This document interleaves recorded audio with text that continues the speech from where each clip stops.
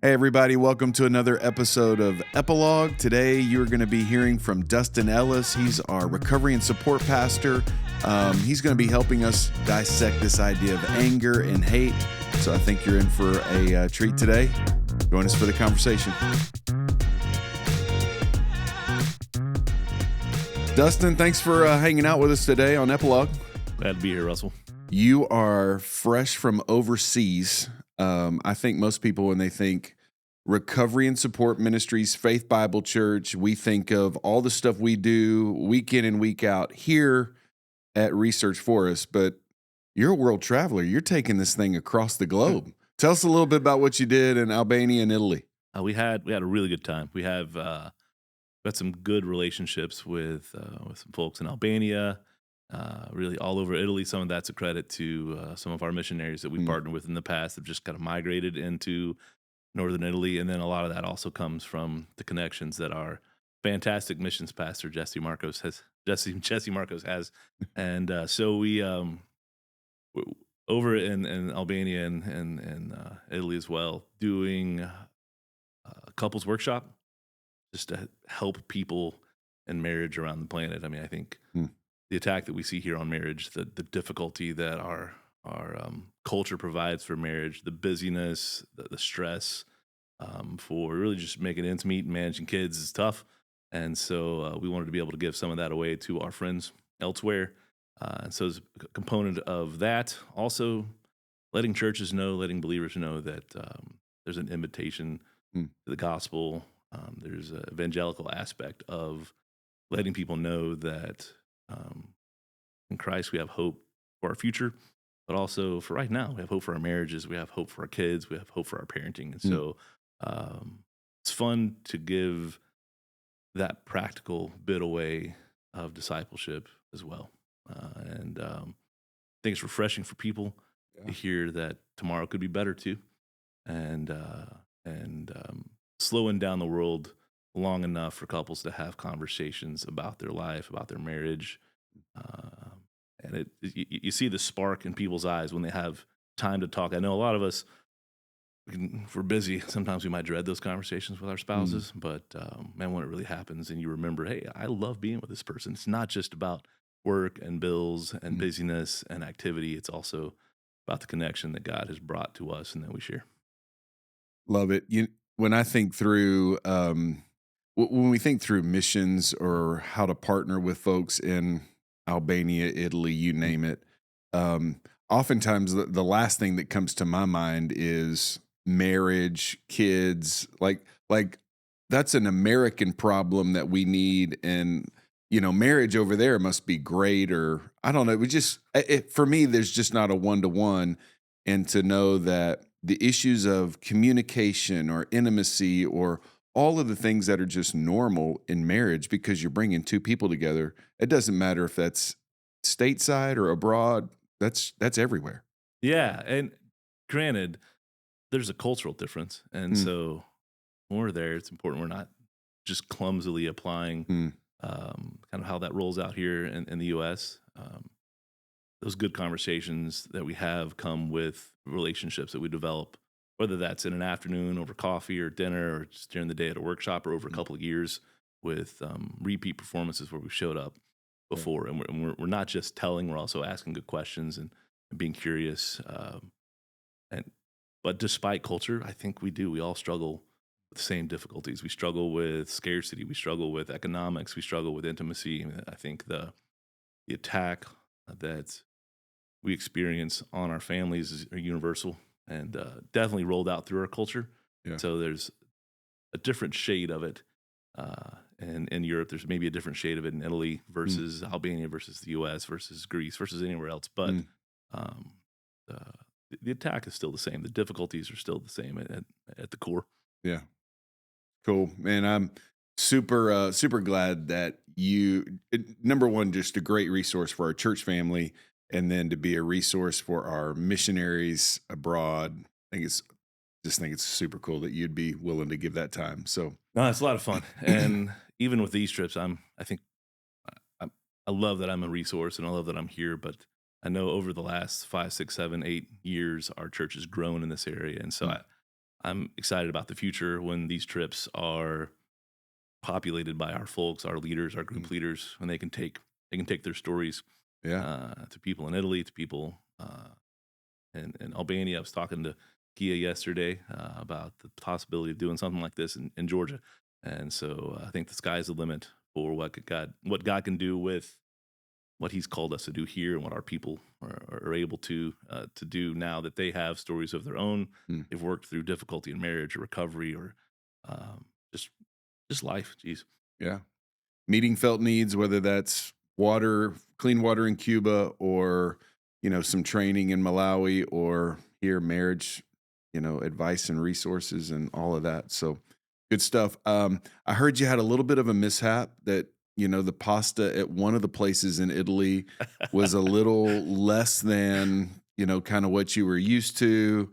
I'm devastated that you had that experience, but it's just once. The rest of the pasta Oh, was fantastic. pasta's all top notch, and so if anyone that I hung out with in Bologna is watching this, it's all vicious lies. All of the pasta in Bologna is better than pasta in the U.S. Yeah. We did joke about that and talk to a few about how developed the palate is of Mm, the northern Italian person who gets the privilege of having this incredible food yeah. 24/7, and they can with ease spot the difference between the top quality best and just what's good enough. Mm, I'm not that person. me neither. I'm not that developed. Mediocre pasta's still pretty good to me. Oh yeah, and I had some of the best lasagna bolognese and Mm. bolognese ragu, and probably sometime this weekend I'm going to throw down on some Kraft Deluxe macaroni and cheese, and it's also going to hit really really well. That's blasphemy Oh yeah, yeah. that you said that in the same If sentence. if this Wow. makes it to Bologna, I probably won't. We probably won't be You're invited done. back. Yeah, Yeah, I'll you're be done. out. That's all right. Good stuff, man. Thinking about you being a resource, I'm just super glad that you're 3 doors down from me, because there are times when I'm working sermon stuff and I recognize there's a guy down here who's got credentials, a PhD, licensed counselor, Dustin. And so I think, man, I'm talking about anger, or I'm talking about, I don't know. We've bounced off several things. And so number one, thank you. Um, and it's just super helpful for me. So we got to talking about hate in this passage, and John just goes straight from light and darkness to love and hate, and then he drills down on hate. And I just thought, man, it might be good to back up a little bit, because I don't think hate comes out of nowhere. Mhm. It may take us by surprise when we finally see it in that spot, but it actually builds. And so we were talking about it, and then you reminded me that Yoda solved this problem. Yeah, I mean, we got the fear leading to, what is it? Fear leads to anger, anger leads to hate, hate leads to it's the the path. dark It's side. the Yeah. path to the dark side. Yeah, Yeah. So clearly George yeah, Lucas and Yoda had this thing figured out. yeah. Well, I think that we have truth in Scripture, and it's God's word to us. But I believe some of this is also so universally true that I'm not saying you Mm, don't need to go to the Word for truth, but yeah. I think some of the stuff you just stumble on as well. I think there are cultures all over the planet attached from the Word that just from experience and with their eyes wide open have learned some things about anger that we also see in the Bible because it's God's definitive Yeah. It's truth. Yeah. truth to us. But Mm, I think it's also maybe in a kind of a weird back end way reinforces that when someone just stumbles on it on their own, that hey, this is what anger can do to you. I mean, you yeah. look at Chinese proverbs, you look at other cultures, and they see Mm, that anger can corrupt if you don't manage it well. It can even in the sci-fi world yeah. lead to the dark side. Yeah. So what we talked about was backing up and really saying, okay, here's hate. It's this disgust, this um, complete Mm. aversion for somebody, and then we come and say, okay, well, it anger is in there somewhere. And you and I have talked in the past Yeah. about how anger's not really the initial emotion; it's Mhm. actually a secondary or a tertiary emotion. So, talk a little bit about how when we see anger, it's really in response to something else. Yeah, anger. We have all these things that we experience that are raw, that are scary, betrayal, hurt, pain, Mm, and anger is, but it's a lot like that thing. I don't know if you've ever, probably seen videos of a rattlesnake, or if you've ever had the sad news to maybe encounter one in the real Yeah. world. But you get close to a rattlesnake, it curls up and it rattles its tail, and it's saying, "Hey, get back, Mm, stay back. It's not safe here. I need space." And by and large, a rattlesnake isn't looking to bite. mm, It's telling you to get back. And I think anger is that rattle for us, mm, for others. Hey, I'm experiencing something right now. This is tough for me. So it's an indicator to people around.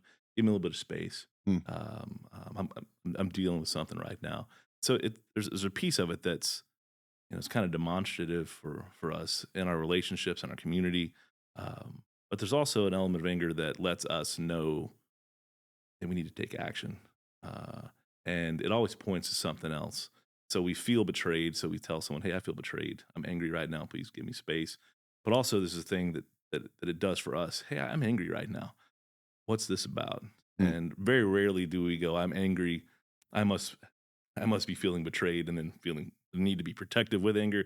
And I don't know about you, I never get there that quickly. mm, I'm angry, and if I'm not careful, then I make mistakes because of my anger. I end up yelling, I end up lashing out, end up yelling at my kids when I should be patient. mm, But you take a moment, where's the anger coming from? What is it? It's always something else. We're never just angry. I'm angry because I feel hurt. I'm angry because I feel betrayed. I'm angry because I feel left out. I feel like I'm not included. I don't feel like I have a voice. mm.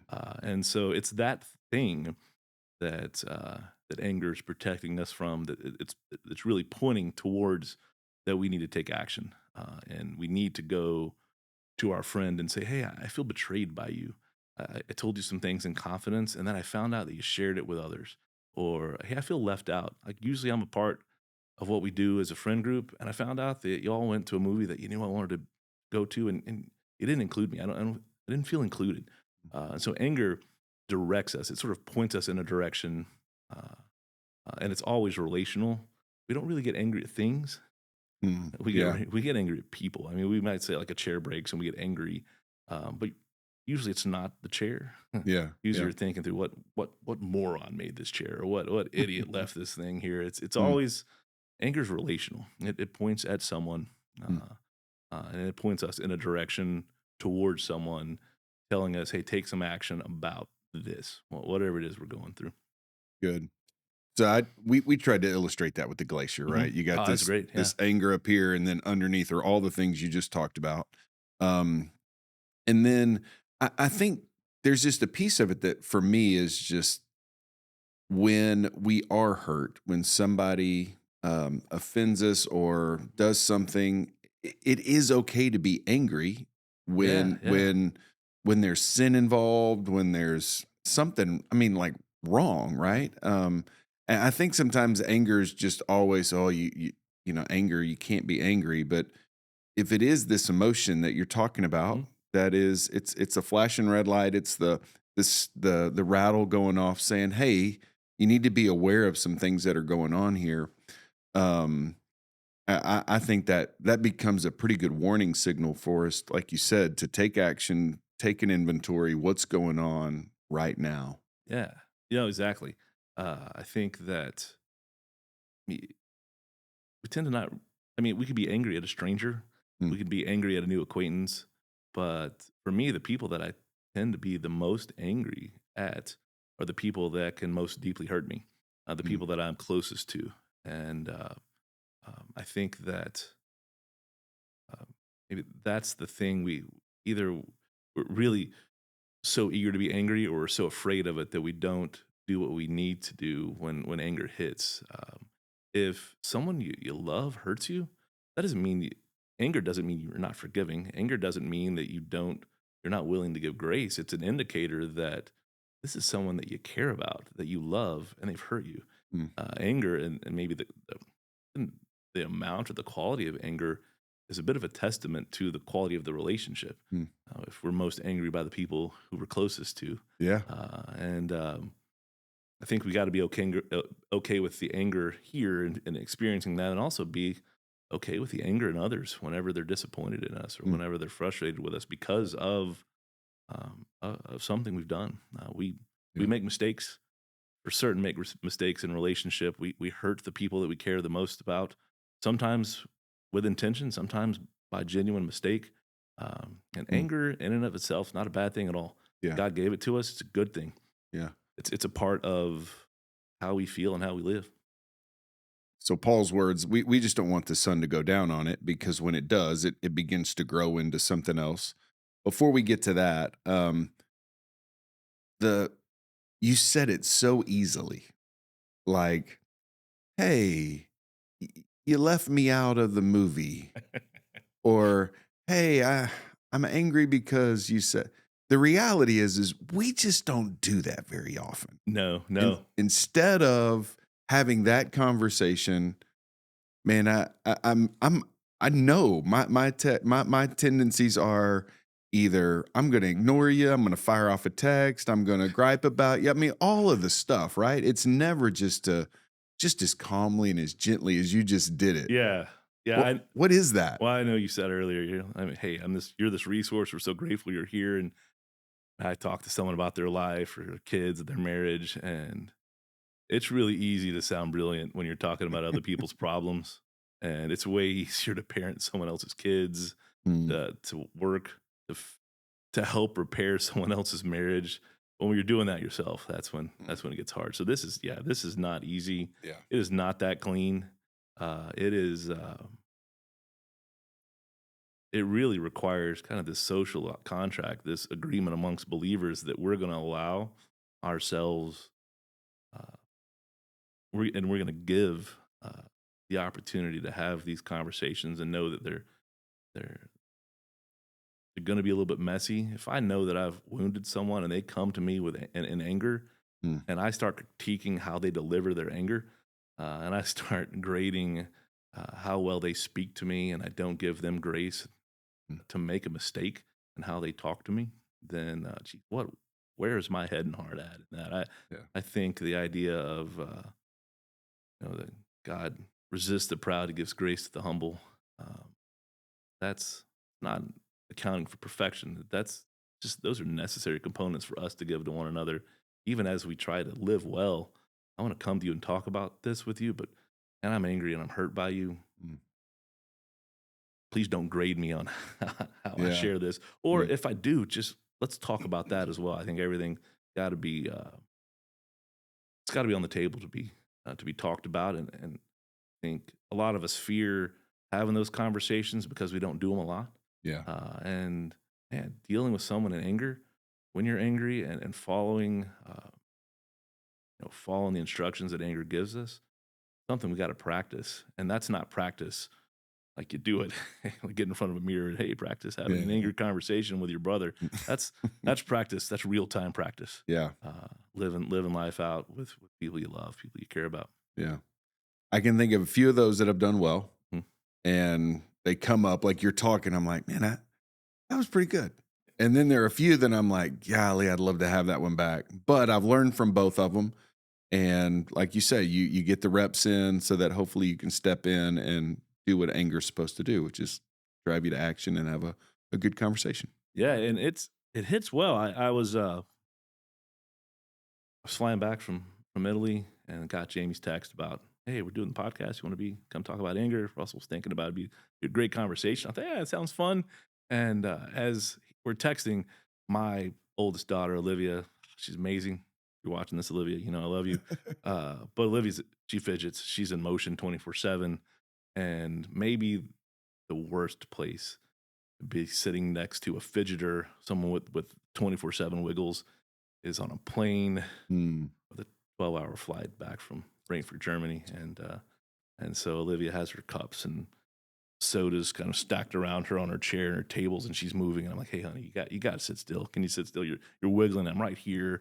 And she's kind of pulling the table tray out of the arm and flipping it back and forth. Like, "Hey, can you just put that away? We don't need that out right now. It's not meal service time. We've got 8 more hours, and we're snuggled up with our blankets." And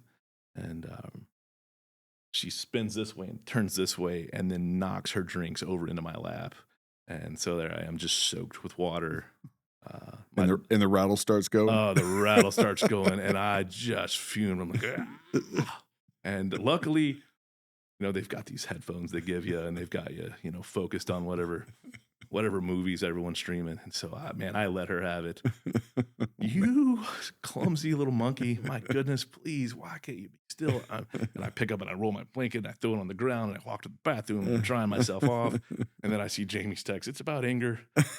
Oh, It's like, and she's looking at me and her lips quivering. She's like, I'm sorry, Dad. I'm like, oh, I man. know you're sorry.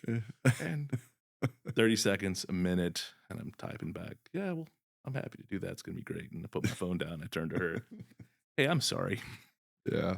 I'm sorry. I was angry. I'm Yeah. angry. I was angry with you. I asked you to work on fidgeting, and I know that's hard for you. And then Mm, just the water splashed on me, and I felt really inconvenienced. mm, You soaked my blanket, and you got my pants wet. But honestly, in the grand scheme of things, it's not that big a deal. mm, I was angry about something else. I'm tight quarters, stuck mm. on this plane. I'm ready to be home. I'm tired, and for certain, you knocking the water on me was a big deal. Yeah. It- or not a big deal, but Part of it. Yeah. yeah, it wasn't fun. But the way I responded to you Mm, wasn't fair. And so I sent Jamie like, "Hey, it's happening right now with me," and he's laughing. And then I threw the phone over and let Olivia read the exchange, and she cackled. We had a hug, and it was mm. a good flight the rest of the way home. So, Good. uh, and to your point, it's not easy, even if when it's your kid and you love them, and Yeah. and maybe you see your struggles in them, and that ignites that anger. But even in that moment, a little thing, Mm, my daughter knocking an 8 ounce cup of water over into my lap, that wasn't that big a deal. But in that moment, man, it was enough to send me straight at her and to not respond well. yeah. My daughter, after we spent 2 weeks on a mission trip together, and she's there in the room and she's helping and she's participating. But Mm, even after that week of focus and good, on the way back, it was a cup of water that yeah. that sent me over the edge. Yeah. Thanks for sharing. Yeah. Um, Obviously, when we don't have those conversations, we don't step in, then it goes from I'm angry to I begin to mull this over. I begin to replay it. The iceberg grows into resentment, bitterness, and then hate at the top of it, which can show itself in all kinds of forms, right? So, what do you add to that as you think through that progression? Yeah, I think that, well, I think, understanding who we are and what God created us to be and how, like, kind of the mechanisms that He built into us that drive us, I think we're clearly made for connection with other people. He made us to fellowship together, spend time together to connect with one another. In the New Testament, we talk about, you see a push towards, and really the highest goal is unity. Uh, Mm, we'll be known for our love for one another, and so if that's the goal and that's the picture, then I think the enemy and the other end of it is disconnection, and that's where hate. I mm, think hate is the disconnector, and so when you're angry because someone hurts you, and even though maybe it's not textbook like we talked about earlier, it's not the clean, well, you've made me angry because you didn't include me. Well, thank you for letting me know. yeah. I ask your forgiveness. Great, I forgive you. Great, awesome. Let's Hug and make yeah, up. let's hug and Yeah, make up. yeah, Perfect 35 seconds. You walk away, you don't feel bad at all. There's nothing. Yeah, yeah. I know that doesn't happen, but when we do the opposite, just like you were talking about a minute ago, and we don't follow the instructions that anger gives us, then then the resentment builds, then we begin to attribute motive. You know why they did this? You know Mhm, why they didn't invite me? Because they mm, don't care about me, or they don't love me, or they'd rather be with this other person than me. We begin to invent, we begin to sort of mm, scheme in our head, and and rather than following the instructions, it says, "Hey, go deal with this person you love. Let them know they betrayed you." We hide because that's scary. It's way less scary to sit on it. It's way less scary, or it feels way less scary to sit on it, to not deal with it. You risk vulnerability. You risk going to your friend and go, "Hey, I feel like you disregarded me," and them going, "Nah, I didn't," or "Yeah, you're right, I did because I don't care about you." I mean, that's, I guess, yeah, in the realm of possibilities. That's a scary thing. I think we avoid it, and then over time, that just builds up. It starts to snowball. It doesn't not snowball. If you don't deal with the thing that anger is pointing to, it doesn't hit. Like, a max level and stop. I mean, that's a thing Mm, that grows and continues to grow. If you're not dealing with that root, that thing that leads to bitterness, that leads to hate, hate doesn't max out at level 10. It continues to grow, mm, continues to consume. And I think before long, it's not just that relationship that's poisoned by the hatred that we feel. It begins to impact every other relationship we have because mm. again, that's how God made us. We not only do we drive or we driven towards connection, do we need connection? Did He create us for connection with other people? But there's those elements in us are also all connected. It's I think a thread you can uh, pull on that runs through all of creation. That's good. Couple of questions I got after the sermon. Okay. One was, what do we do with just people that we don't like? We're supposed to love people, but man, they just kind of get on my nerves. I don't hate them. I just kind of don't want to be around them that much. And then along the same lines was what about those people who have hurt us and we've forgiven and we've dealt with it, but there's a trust issue and so like boundaries. Anyway, what are your thoughts on a couple of those? You know, God made us complex. Making us in His image, I think that also sets the bar high Mm, for us understanding ourselves. And so, as we work on our relationship with Him, I think there's kind of probably a parallel line run alongside that one where we start to understand ourselves better.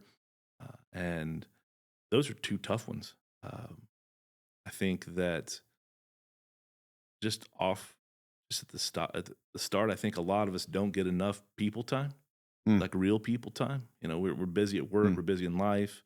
We shake hands with people, we have lots of acquaintances, but I don't think a lot of us have that core two or three or mm, four group of people that really know us, that know what our days are like, that know what our world is like. And so I think we're really hungry for that deep connection. And when you're walking around hungry for that deep connection and you're not getting it, man, you get really sensitive to rejection. We mm, get really sensitive to people not liking us, to you tell a joke or you say something funny, people don't laugh, or mm. you share a story and someone doesn't find it to be interesting. Um, if you're already starving for connection, that those moments are gonna be really, really tough. And Yeah. we're gonna have those moments. I mean, we're not gonna be liked by everyone, even those who love us. I mean, I think my family's watching this. I know we all have family that we love, but maybe we don't like. Or Mm, you have people that you work with that you love, but maybe you don't like. And that doesn't mean that you're not connected in ministry. That doesn't mean you're not connected in mission. You just know, hey, when we're on a team together, we know this is going to be difficult just because of the way we're wired and mm, we're going to rub up against one another. You can account for that. But it's also wisdom to know that hey, let's operate in different spheres. Let's be okay with that. And not liking someone, being angry with someone is also those things don't have to coexist. Uh, you can not like someone just because of, or we can have it should be a relationship where we just agree. Hey, I don't think we're going to be friends, yeah. uh, and without animosity, you can leave smiling, shake hands. Yeah. Um, it, it's again, I think a lot of that's driven by being starved uh, for relationship attention and not having the depth of relationship with a few people that really we need. And so I think when you have that and you're able to be known by that core group, then you run across someone who just you're not their cup of tea, and it's okay Yeah. because I'm not starved for that. Yeah. I've already had that need met. Um, It's good. I think I didn't answer the other question. I can't remember what. The other one is, which goes along with it. I think people just needed to hear the thought of someone hurt me and they're caused a lack of trust. I don't hate them. We've dealt with it, but in the same breath, loving them doesn't mean I let them have full entrance back into my life. I just set up some boundaries and we continue to work at it. So it's very similar to what you just said. Like, hey, we're gonna do this together. We're gonna work together. I'm gonna love you, but that doesn't mean we gotta be best friends or go into business or whatever together. Just hey, there's some boundaries here and go from Yeah, there. yeah, forgiveness. reconciliation, I think we can be reconciled, and I don't want to say there are degrees of reconciliation, but reconciliation also doesn't happen singularly in a moment for most of us. Mm, I can be hurt by someone. I can hurt someone. I can genuinely seek forgiveness. They can, in truth, genuinely forgive me. We can agree that we want to be reconciled. But man, that's reconciliation. A lot of times is the work of a lifetime, mm. and so you don't expect that to happen instantaneously. I mean, and probably heard something like trust isn't built. It's not created instantly. It's not restored instantly. It takes time to rebuild as well. And then there's, I think, maybe a pragmatic bit to it where I forgive you. We're good. We're reconciled. But there's the echoes of the trust that's been broken. Mm. And let's let's agree that to work in separate circles. Let's agree to just give one another space because with the nature of our work and it has to be so close. This is going to haunt us. It's gonna maybe impede the work that we're doing right now. Let's give one another a hug and know that thing that happened, even though I forgive you, it's not really even though I've forgiven you. You've accepted that forgiveness. We've given one another grace. But then, as believers who want good for one another, agreeing to not really part companies, but just I'm going to go over on that field. I'm going to work over there, Yeah. and we're going to have some space so that this difficulty doesn't impede what we're about, what God's called us to do. And I don't think that's always true. I think there's plenty of cases where people get reconciled through extreme difficulty, and then the ministry grows stronger because of it. Yeah. Our relationship gets stronger because of it. And I'm not saying because someone breaks trust, you automatically move to that point. I think with people and relationships, you see this maybe more significantly when there's a repeated offense Mm. and trust has been broken a lot, and in the end, you get to the point where I have these scars from the betrayal that I have experienced, and because of those scars, I need to recognize my limitation now to Mm. continue in a close relationship with you. Again, I'll completely forgive, and I know that you're accepting that, and we're reconciled to that point. But because of these scars I have from the repeated woundings, I'm having difficulty uh, uh, trusting.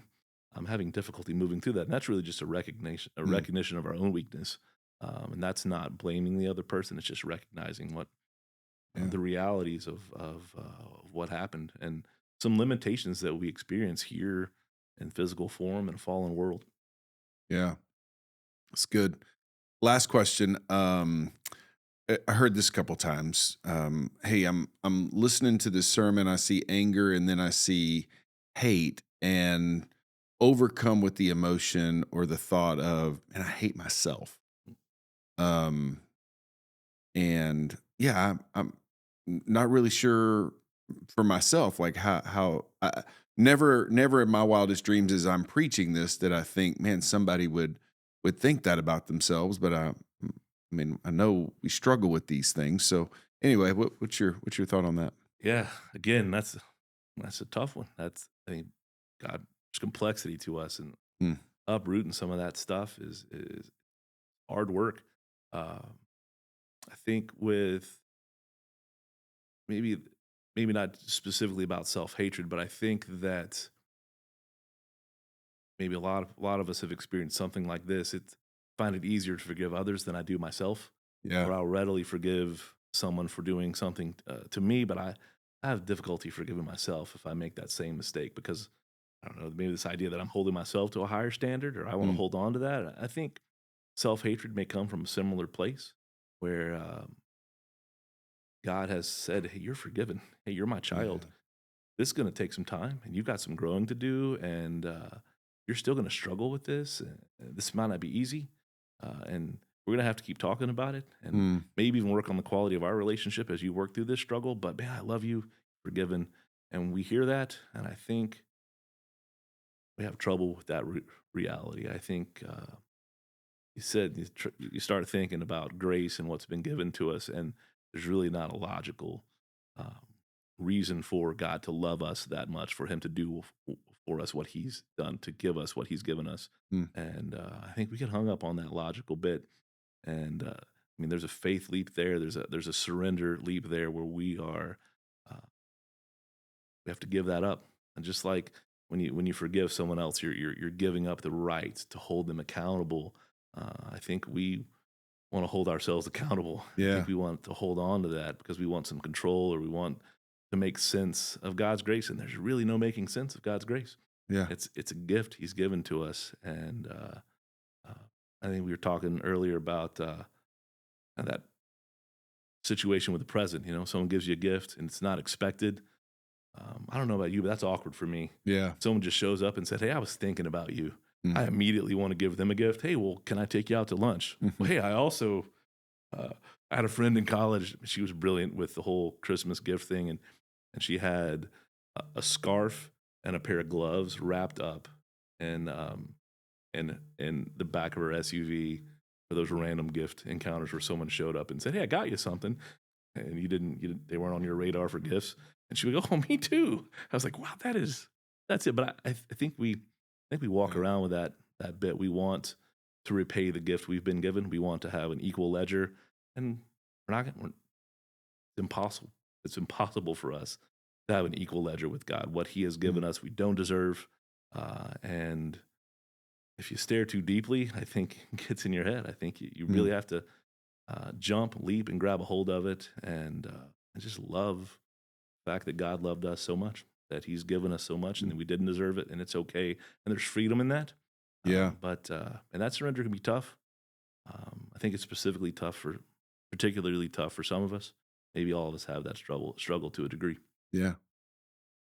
Yeah. When the question came to me, man, I just thought, man, that's, to your point, complex. And then maybe even for myself, wondered, like you just said, I think we all probably struggle with it at some point, just trying to reconcile God's grace toward us, and we embrace it. And then do we fully embrace it? And how do we navigate it? So, Yeah, I have a friend that says, when you're thinking through the whys, the idea is like, think through, what purpose does this serve for Mm. me to do this, or for someone to do whatever. And that's a good way to think through sin struggles. And you're talking about your kids, and they make a mistake. Like, what are they trying? What need are they trying? What need are they meet? Sorry, what need are they trying to meet with what they're doing? Mm. Maybe they're afraid. Maybe they feel out of control. They feel powerless. And so when I think about self hatred, when we're unwilling to forgive, like, what need are we trying to meet? What is that about? And I think self hatred it's centered around pride. I think it's centered around us needing to have a sense of control over whether I'm forgiven or not, or this making sense, and it just doesn't. Yeah. Dustin, thanks a ton for coming on, talking through this, and yeah, I think this will be beneficial to our folks just to take this one step further. So thanks a ton, man. It's fun. Glad to be here. Yeah, we'll do it again. Sounds good. Yeah. Thank you guys for joining us for another episode of Epilogue. Yeah, it's been a good one, and we hope to see you again next week.